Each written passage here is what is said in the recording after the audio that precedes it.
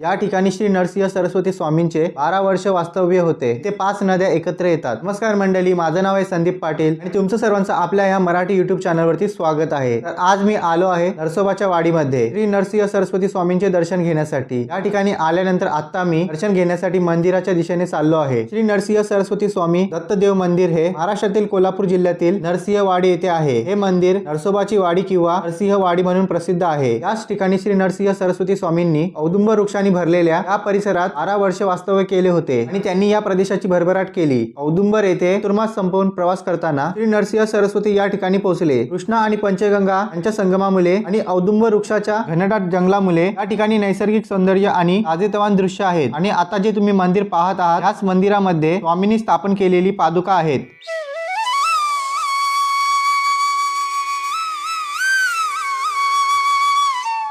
तर हे मंदिर कृष्णा व पंचगंगा संगमवरती स्थित आहे। इथे पंचगंगा सागर जो 5 पवित्र नद्या शिव, भद्रा, कुंभी, भगवती आणि सरस्वती यांचा संगम आहे। इथे या सर्व नद्या कृष्णा नदीत एकत्र येतात आणि विलीन होतात। इथे येणारे भाविक सर्वात पहिला या संगम घाटावरती स्नान करतात आणि मग मुख्य मंदिरामध्ये दर्शन घेतात।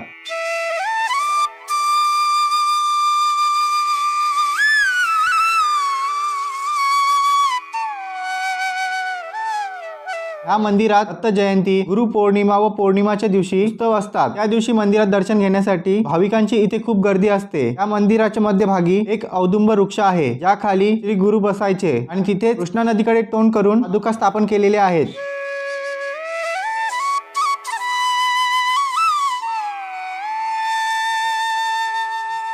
या मंदिरासमोर मोकळी जागा आहे। येथे येणारे भाविक या मुख्य मंदिरामध्ये दर्शन घेतात आणि मग या मोकळ्या जागेमध्ये बसून श्रींचे नामस्मरण आणि पूजा करतात।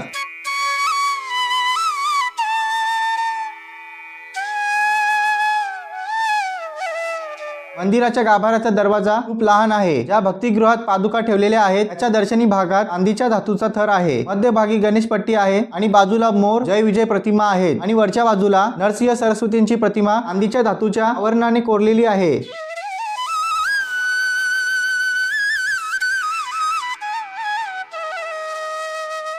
मुख्य मंदिरात दर्शन घेतल्यानंतर इथेच बाजूला श्रीराम मंदिर आहे।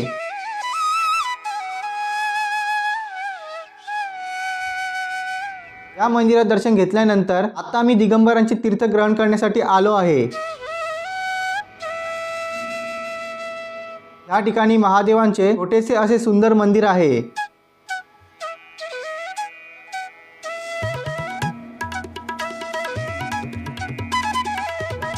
हे ठिकाण खूपच जास्त शांत व सुंदर आहे। इथे दर्शन घेतल्यानंतर आता आम्ही ते असलेल्या बाकी मंदिरामध्ये दर्शन घेणार आहोत।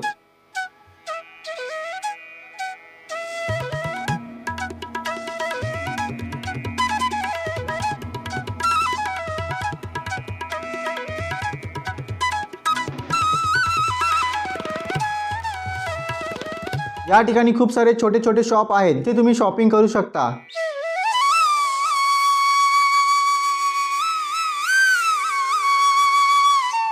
नरसोबाच्या वाडीचे पेढे खूप जास्त प्रसिद्ध आहेत। इथे एकदम फ्रेश पेढे बनतात, ते तुम्ही व्हिडिओमध्ये पाहू शकता।